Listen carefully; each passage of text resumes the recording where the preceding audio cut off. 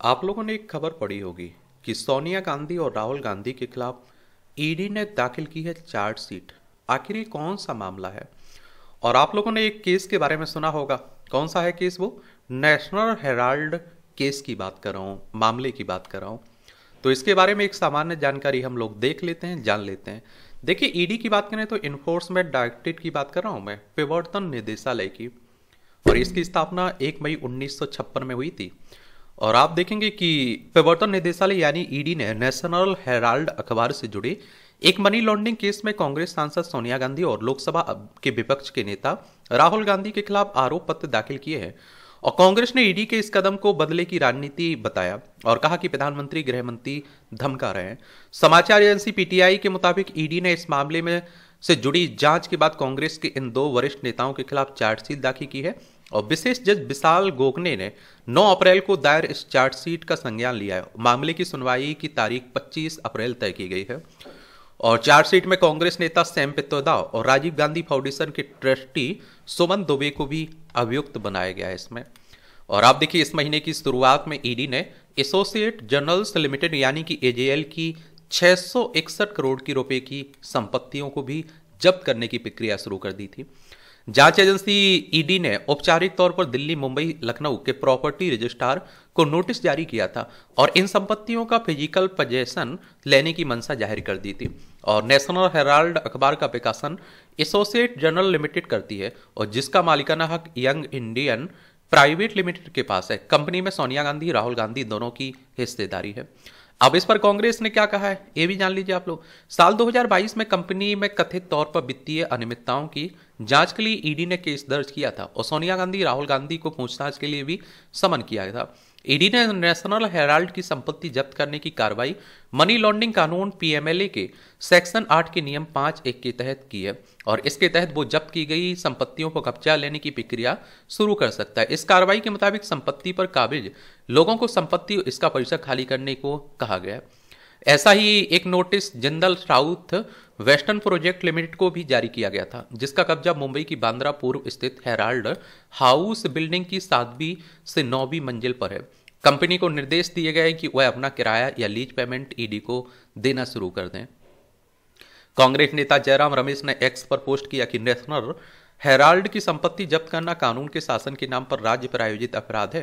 उन्होंने लिखा है कि श्रीमती सोनिया गांधी, राहुल गांधी और कुछ अन्य लोगों के खिलाफ आरोप पत्र दाखिल करना प्रधानमंत्री और गृह मंत्री की ओर से बदले की राजनीति धमकी के अलावा कुछ नहीं है। जयराम रमेश ने लिखा है कि कांग्रेस और उनका नेतृत्व चुप नहीं रहेगा, सत्यमेव जयते। देखिए, अगर हम लोग नेशनल हेराल्ड की बात करें तो यह मामला नेशनल हेराल्ड अखबार से जुड़ा है, जिसकी स्थापना 1938 में भारत के पूर्व प्रधानमंत्री जवाहरलाल नेहरू ने की थी। और आप देखते अखबार को एसोसिएट जर्नल लिमिटेड छापती थी। एजेएल की स्थापना 1937 में हुई थी। करीब 5000 शेयर होल्डर्स थे तब।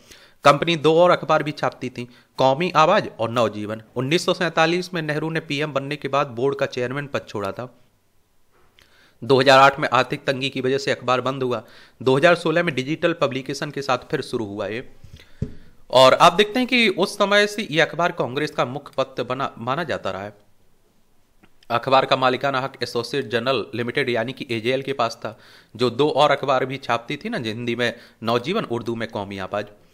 और आप देखते हैं कि आज़ादी के बाद साल 1956 में एसोसिएट जर्नल को गैर व्यवसायिक कंपनी के रूप में स्थापित किया गया। कंपनी एक्ट की धारा 25 के तहत इसे कर मुक्त भी कर दिया गया। साल 2008 में एजेएल के सभी प्रकाशनों को निलंबित कर दिया गया और कंपनी पर 90 करोड़ रुपए का कर्ज भी चढ़ गया। फिर कांग्रेस नेतृत्व ने यंग इंडियन प्राइवेट लिमिटेड नाम की एक नई गैर व्यवसायिक कंपनी बनाई और जिसमें सोनिया गांधी, राहुल गांधी सहित मोतीलाल वोरा, सुमन दुबे, ऑस्कर फर्नांडिस और सैम पित्रोदा को निदेशक बनाया गया। और इस नई कंपनी में सोनिया गांधी, राहुल गांधी के पास 76% शेयर थे, जबकि बाकी के 24% शेयर अन्य निवेशकों के पास। कांग्रेस पार्टी ने इस कंपनी को 90 करोड़ रुपए बातों ऋण भी दिया और इस कंपनी ने एजेएल का अधिग्रहण कर लिया। बीजेपी नेता सुब्रमण्यम स्वामी ने लगाए थे आरोप। और जो बीजेपी के नेता सुब्रमण्यम स्वामी है, ये आप देखें राहुल गांधी और सोनिया के गांधी के पीछे हाथ धो के पड़े रहे और कई बार मुश्किलों में का सामना भी इनकी वजह से इन सोनिया गांधी, राहुल गांधी को करना पड़ा, गांधी परिवार को। बीजेपी नेता सुब्रमण्यम स्वामी ने साल 2012 में एक याचिका दायर कर कांग्रेस के नेताओं पर धोखाधड़ी का आरोप लगाया था। उन्होंने अपनी याचिका में कहा था कि यंग इंडियन प्राइवेट लिमिटेड ने सिर्फ 50 लाख रुपए में 90.25 करोड़ रुपए वसूलने का उपाय निकाला, जो नियमों के खिलाफ है। याचिका में आरोप लगाया कि 50 लाख रुपए में नई कंपनी बनाकर एजेएल की 2000 करोड़ रुपए की संपत्ति को अपना बनाने की चाल चली गई है। दिल्ली की एक अदालत ने इस मामले में 4 गवाहों के बयान दर्ज किए थे और 26 जून 2014 को अदालत ने सोनिया गांधी, राहुल गांधी सहित नई कंपनी में निदेशक बनाए गए सैम पित्रोदा, सुमन दुबे, ऑस्कर फर्नांडिस, मोतीलाल वोरा को पेश होने का समन भेजा था। और आप देखते हैं कि जब नई सरकार आ चुकी थी और मोदी जी प्रधानमंत्री बन चुके थे, बीजेपी की सरकार आ चुकी थी, अदालत ने यंग इंडियन प्राइवेट लिमिटेड के सभी निदेशकों को 7 अगस्त 2014 को अपने सामने पेश होने का निर्देश दिया था। तो इसी केस की बात हो रही है, नेशनल हेराल्ड केस की। आप लोग क्या सोचते हैं? अपनी राय जरूर आप लोग बताया करिएगा। कांग्रेस की बात करें तो 28 दिसंबर 1885 में इसकी स्थापना हुई थी। A.O. ह्यूम इसके संस्थापक थे। W.C. बनर्जी, व्योमेश चंद्र बनर्जी इसके पहले अध्यक्ष थे। धन्यवाद।